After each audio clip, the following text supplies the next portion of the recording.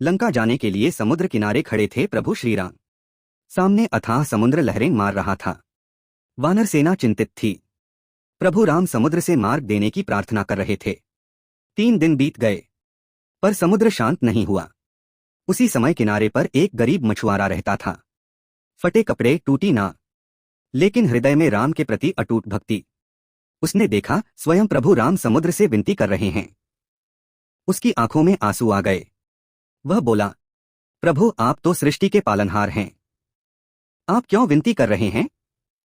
अगर अनुमति दें तो मैं अपनी छोटी सी नाव से आपको पार करा दूं।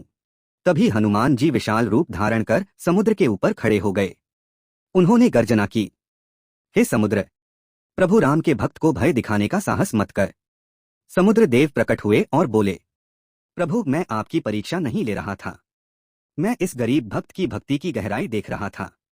राम ने उस मछुआरे को आशीर्वाद दिया, आज से तेरी गरीबी समाप्त होगी।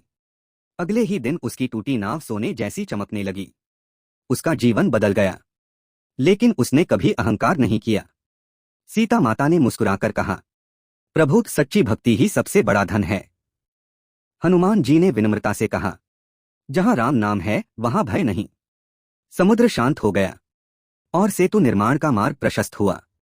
समुद्र देव के प्रकट होने के बाद लहरें शांत हो गईं। वानर सेना उत्साह से भर उठी। तभी प्रभु राम ने नल और नील को सेतु निर्माण का आदेश दिया। पत्थर समुद्र में डाले जाने लगे और आश्चर्य, पत्थर डूब नहीं रहे थे। गरीब मछुआरा यह सब देख रहा था। उसकी आंखों में विश्वास और भी गहरा हो गया। लेकिन तभी समुद्र के भीतर से एक विशाल जलराक्षस प्रकट हुआ। उसकी गर्जना से आकाश कांप उठा। वानर सेना घबरा गई। मछुआरा डरकर पीछे हट गया। तभी हनुमान आगे बढ़े। उन्होंने कहा, जब तक राम नाम हमारे साथ है कोई बाधा टिक नहीं सकती। हनुमान समुद्र के भीतर कूद पड़े। जलराक्षस से भीषण युद्ध होने लगा। लहरें ऊंची उठने लगीं। किनारे पर खड़ी सीता अशोक वाटिका में ध्यान करते हुए अचानक विचलित हुई। उन्हें लगा कोई संकट है। उन्होंने आंखें बंद कर राम नाम जपा। उसी क्षण हनुमान को अपार शक्ति मिली। उन्होंने जलराक्षस को परास्त कर समुद्र की गहराइयों में भेज दिया।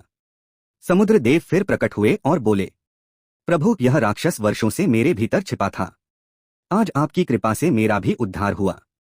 राम मुस्कुराए। उन्होंने गरीब मछुआरे को बुलाया, आज से तू सेतु निर्माण में हमारा सहयोग करेगा। तेरी नाव अब सिर्फ